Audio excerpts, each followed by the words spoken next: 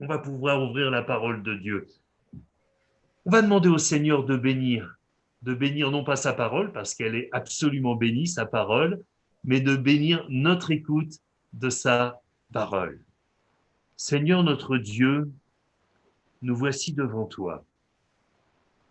Et Seigneur, notre désir, c'est que tu nous instruises, c'est que tu nous édifies, c'est que tu nous fasses grandir en toi. Peut-être aussi que tu nous reprennes si nous en avons besoin. Nous savons que si tu le fais, c'est toujours avec amour et pour notre bien.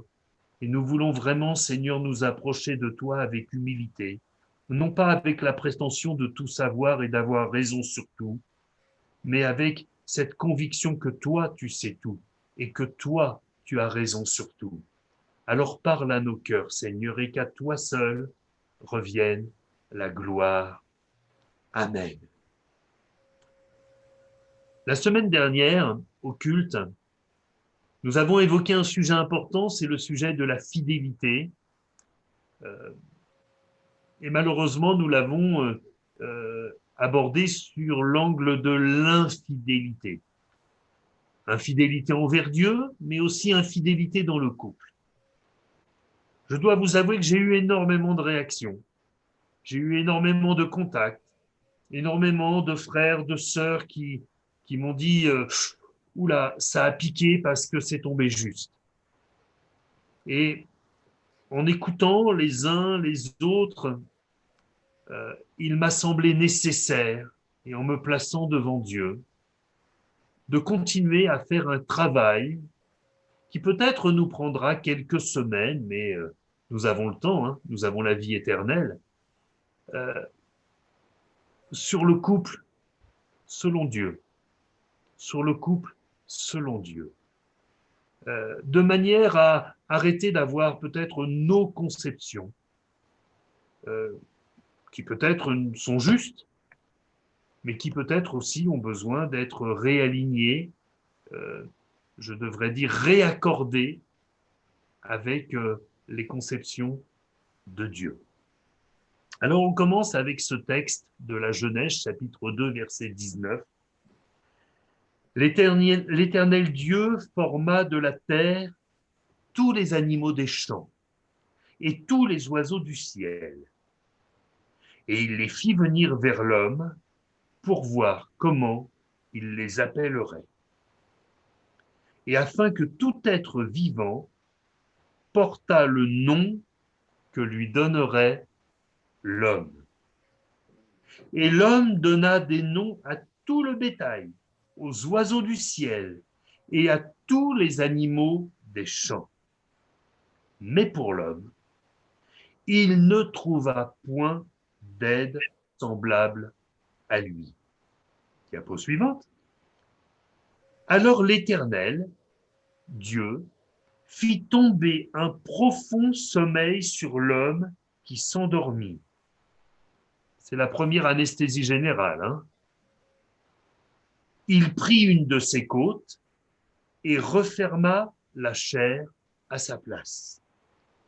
L'Éternel Dieu forma une femme de la côte qu'il avait prise de l'homme et il l'amena vers l'homme. Et l'homme dit, voici celle qui est os de mes os et chair de ma chair. On l'appellera femme parce qu'elle a été prise de l'homme.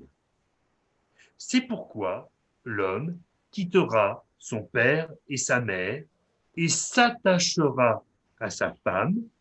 Ils deviendront une seule chair.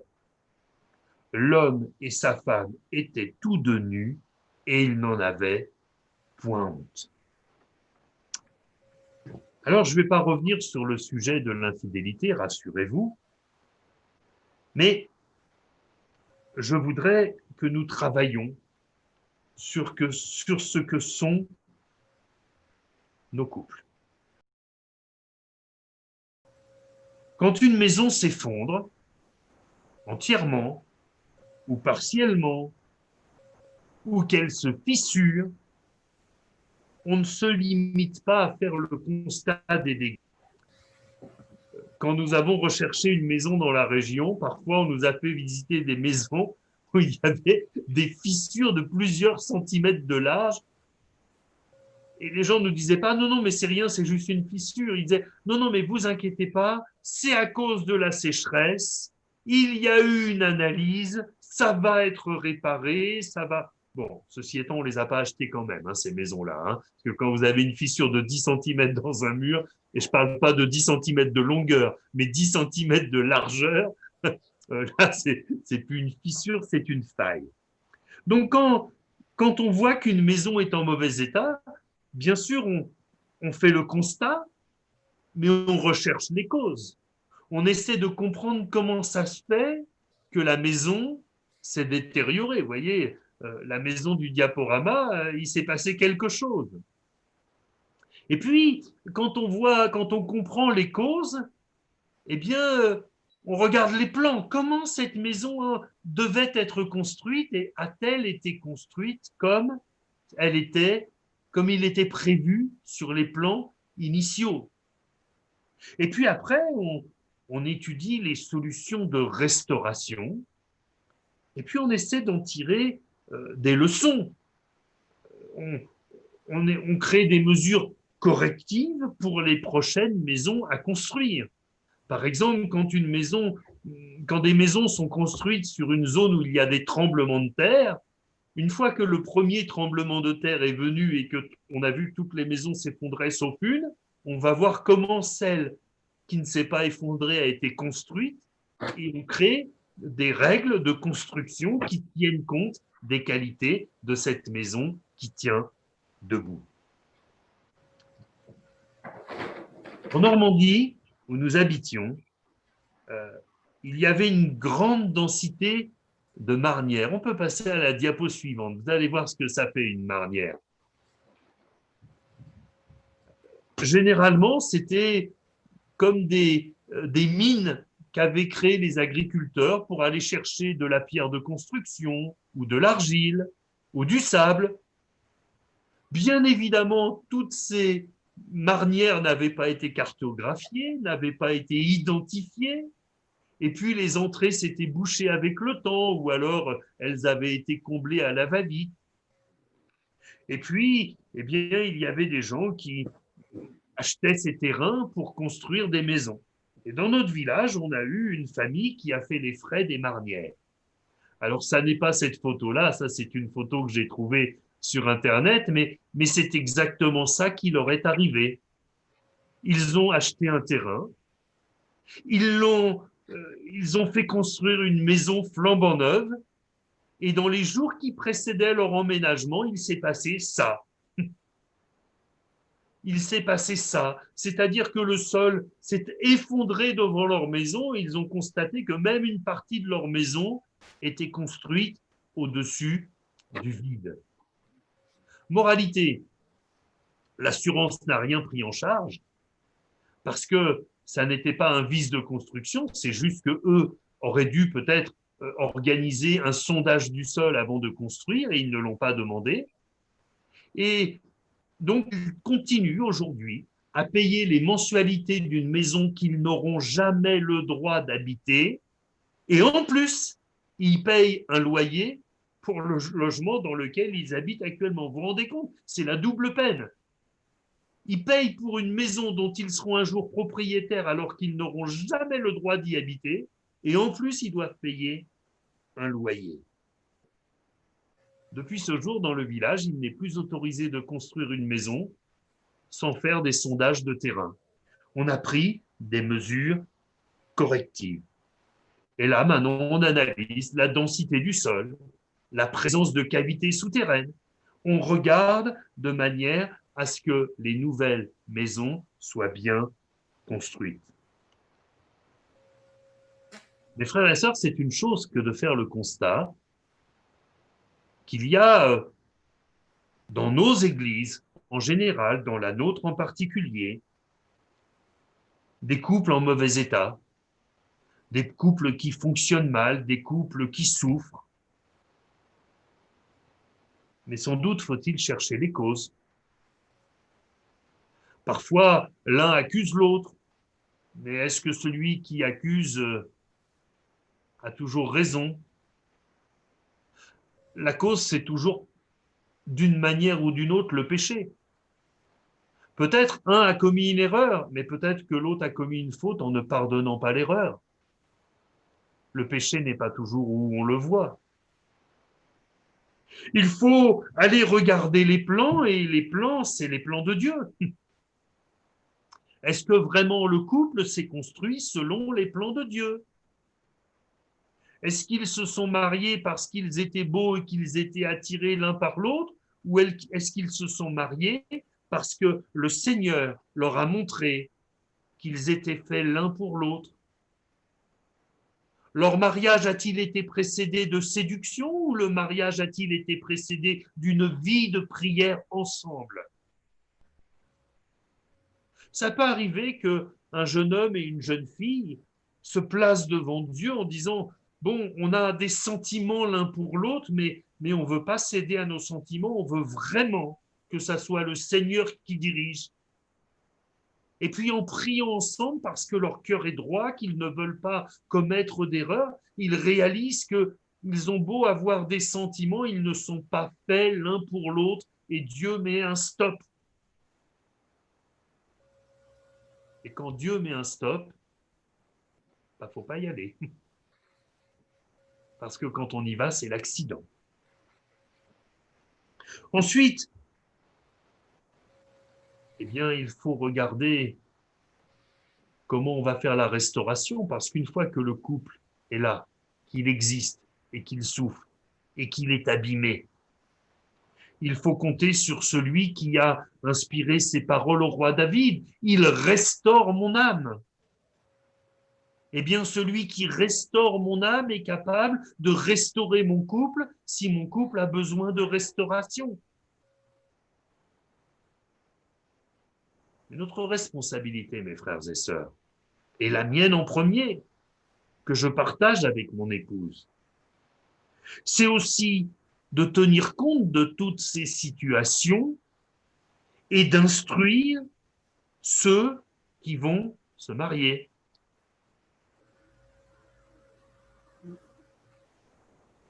Il y a un couple fiancé qui est venu me voir il y a quelque temps en me disant, voilà, le Seigneur nous a montré que nous devions nous marier. Et je leur ai dit, écoutez, quand vous vous êtes fait baptiser, vous avez eu des instructions de baptême. Et aujourd'hui, personne ne concevrait de rentrer dans la vie chrétienne sans que l'on fasse des instructions de baptême.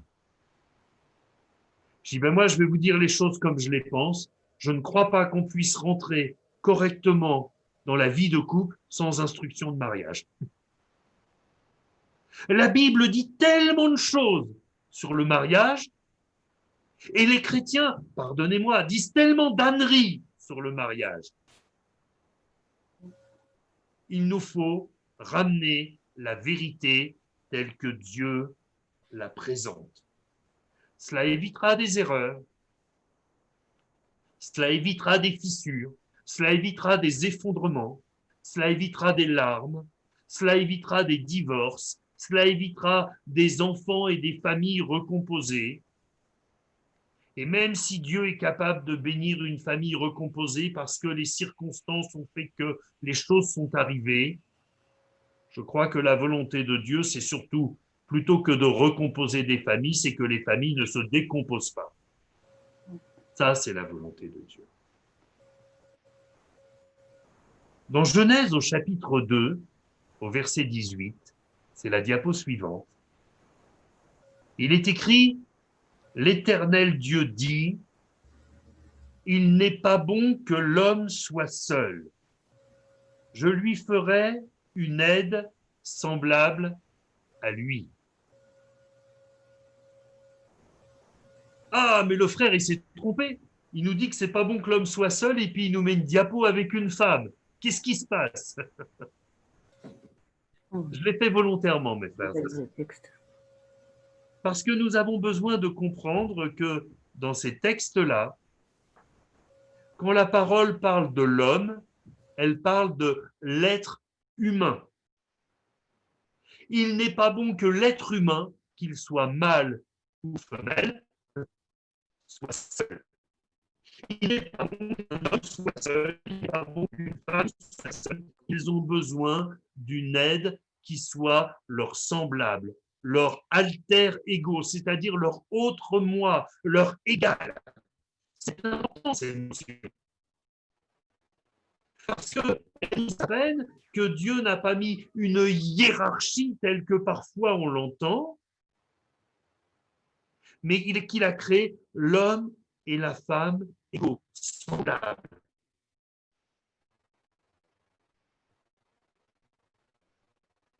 Il est écrit en Genèse 1,27, Dieu créa l'homme à son image, il le créa à l'image de Dieu, il créa l'homme et la femme.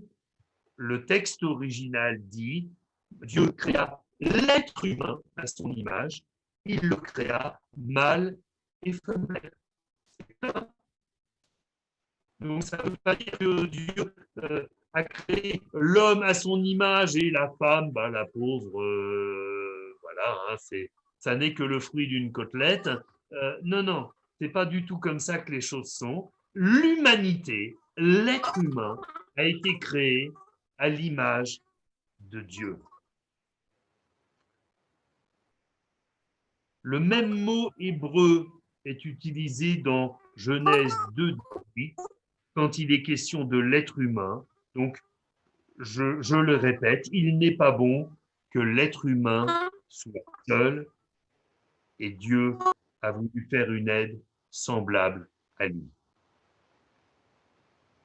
L'être humain mâle trouve en l'être humain femelle une aide semblable à lui. C'est pas très romantique, dit comme ça. Hein.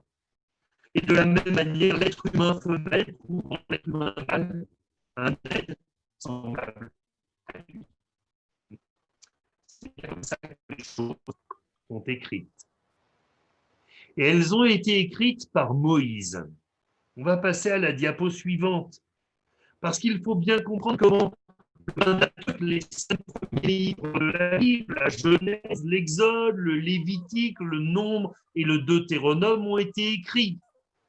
Alors on va passer encore à la diapo suivante, on en avait raté une. Voilà, qui nous dit comment Moïse a reçu la révélation des choses. Voilà. Nombre 12, verset 6, et il dit, écoutez bien mes paroles, c'est l'Éternel qui parle. Lorsqu'il y aura parmi vous un prophète, c'est dans une vision de moi, l'Éternel, c'est dans une vision que moi, pardon, l'Éternel, je me révélerai à lui. C'est dans un songe que je lui parlerai. Il n'en est pas ainsi de mon serviteur Moïse. Il est fidèle dans toute ma maison. Je lui parle bouche à bouche. Je me révèle à lui sans énigme et il voit une représentation de l'Éternel. Pourquoi donc n'avez-vous pas craint de parler contre mon serviteur, contre Moïse? Toutes ces paroles à l'égard de la création de l'homme et de la femme, ce n'est pas une interprétation de Didier Rivalin qui a décidé de dire les choses un peu autrement. C'est ce que Moïse a reçu directement de la bouche de Dieu. Dieu était face à lui, il lui parlait bouche à bouche, face à face, et il lui a révélé ces choses dans ces termes précis. Nous pouvons croire ces textes tels qu'ils ont été écrits à l'original. Diapo suivante. On revient sur la création de l'homme et la femme. Alors l'Éternel Dieu fit tomber un profond sommeil sur l'homme qui s'endormit. Il prit une de ses côtes et referma la chaîne à sa place. L'Éternel Dieu forma une femme de la côte qu'il avait prise de l'homme et l'amena vers l'homme. Et l'homme dit, voici, cette fois, celle qui est os de mes os et chair de ma chair. On l'appellera femme parce qu'elle a été prise de l'homme. Alors là, il y a un petit jeu de mots en hébreu. Forcément, un jeu de mots en hébreu quand on le lit en français, on ne le comprend pas. Le mot homme, mâle, en hébreu, c'est ish. Et le mot femme, en hébreu, c'est isha.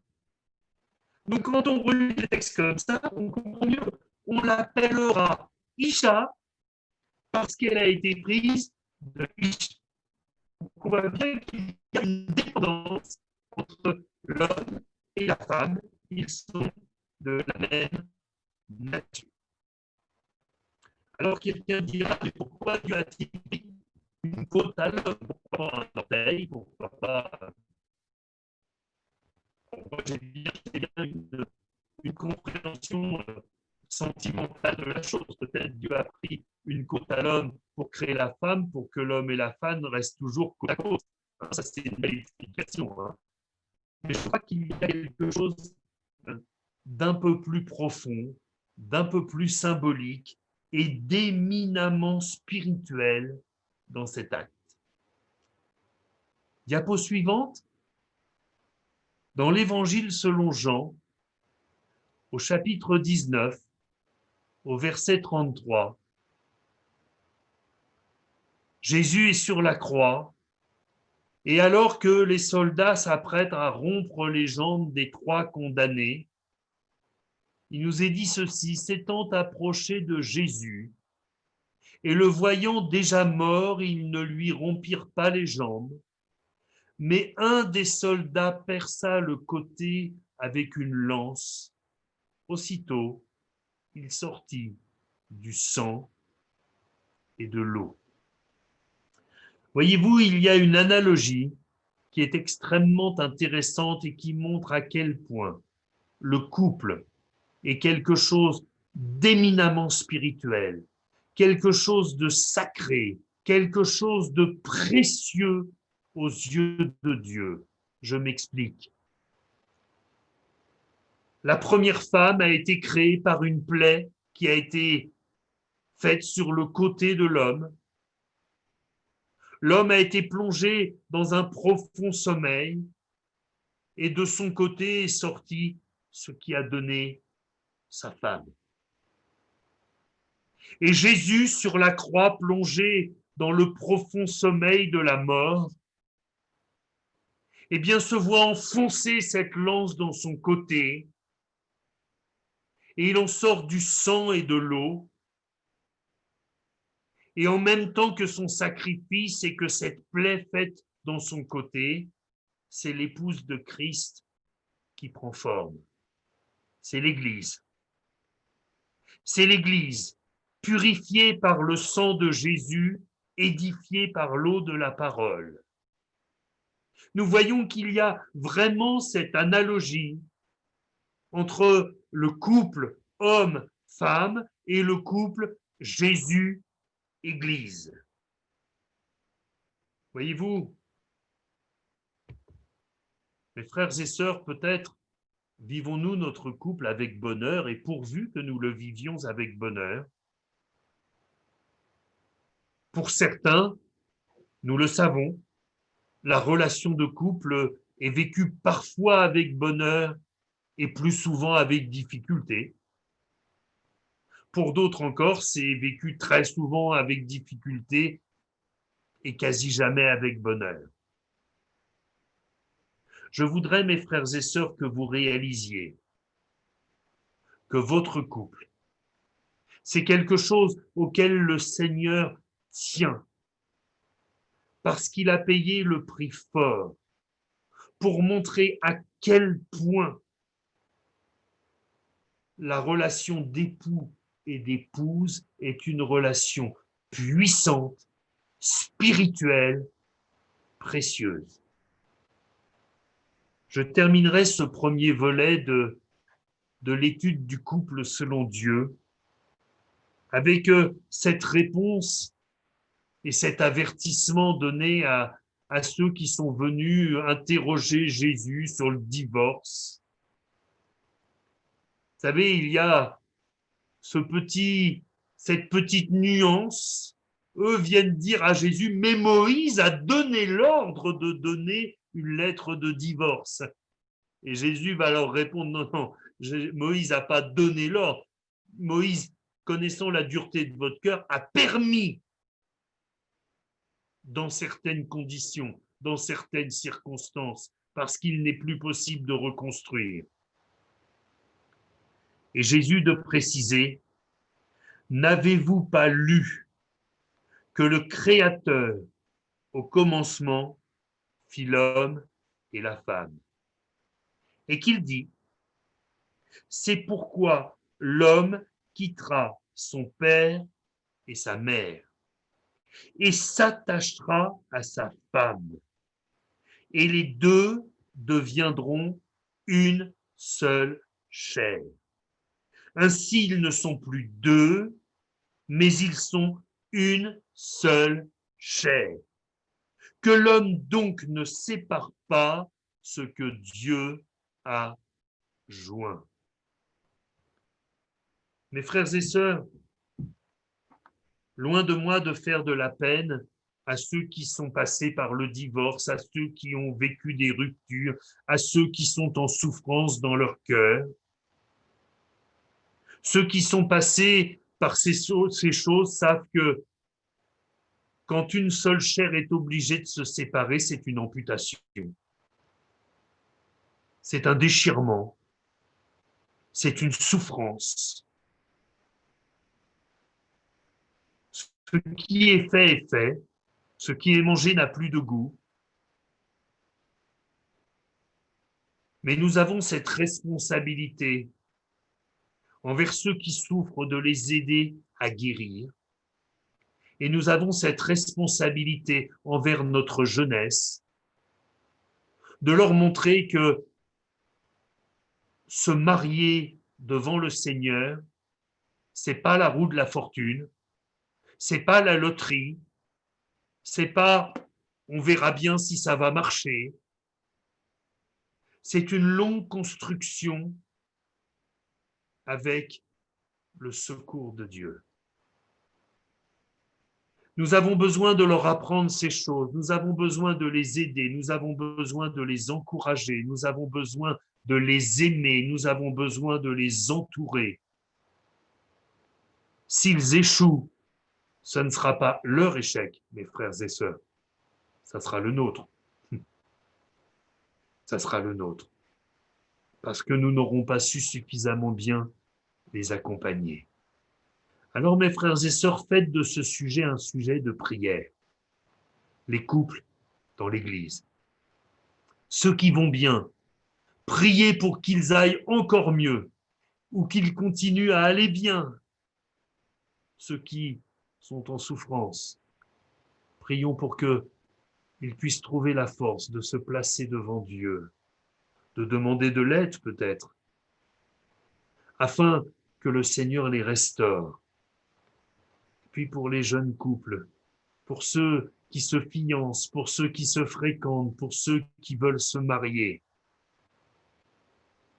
que nous soyons là pour les accompagner et pour les bénir, pour la gloire de notre Dieu. Amen. On va prier ensemble. Peut-être on pourrait remettre les micros et puis prier ensemble. Que plusieurs élèvent la voix. Parce que au-delà du témoignage, bien sûr, nous avons la responsabilité de donner un bon témoignage. Et quand il y a autant de divorces dans l'Église qu'il y en a dans le monde, le témoignage n'est plus au rendez-vous. Et les perdus auront raison de nous dire, mais qu'est-ce que vous avez de plus que nous? Vous ne réussissez pas vos vies mieux que nous.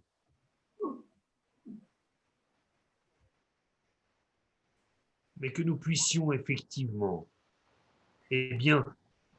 mener ce combat dans la prière pour que les couples dans l'Église ne soient pas comme les couples hors de l'Église.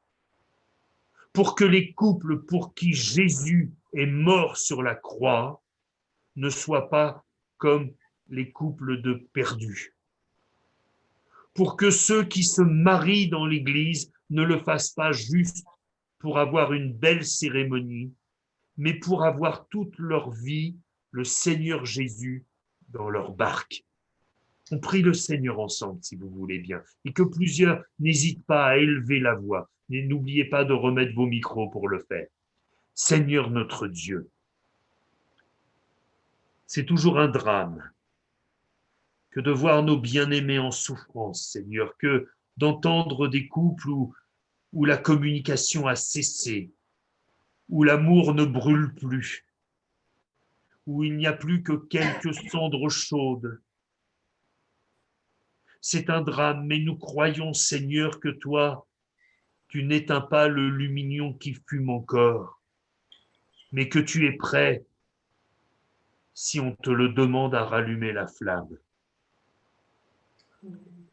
Voulons te prier, Seigneur, pour nos frères et sœurs qui, bien qu'ils s'aiment, se sont fait mal et n'arrivent plus à se pardonner, afin que tu mettes dans leur cœur des sentiments nouveaux.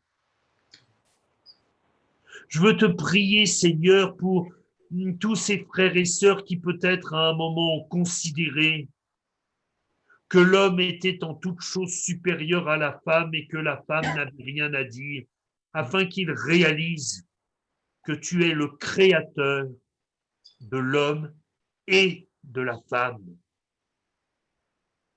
Et que si l'Église est précieuse à tes yeux, eh bien, il est nécessaire aussi que l'épouse soit précieuse aux yeux de son mari. Je veux te prier pour notre jeunesse pleine d'espoir, notre jeunesse qui peut-être vient de rencontrer l'être aimé, afin qu'elle soit une jeunesse qui brille, une jeunesse qui se confie en toi, une jeunesse qui écoute ta voix et non point qui écoute ses sentiments ou qui écoute ses attirances. Seigneur, je te supplie, afin que notre Église soit à cet égard une Église exemplaire, et nous savons qu'il y a du travail, mais nous voulons le faire pour ta gloire et pour le bonheur de tes bien-aimés. Alors, Père, je t'en prie, sois-nous en aide au nom de Jésus-Christ de Nazareth. Que là où l'ennemi a fissuré les couples, que là où l'ennemi a permis des effondrements, eh bien, Seigneur, ta main bénissante vienne restaurer, reconstruire, réédifier, afin que les couples de ta maison soient encore plus beaux à tes yeux, encore plus solides, encore plus amoureux pour la gloire de ton nom, encore plus épanouis pour donner envie aux perdus de vivre ce que nous vivons. Merci Seigneur, au nom de Jésus-Christ. Amen.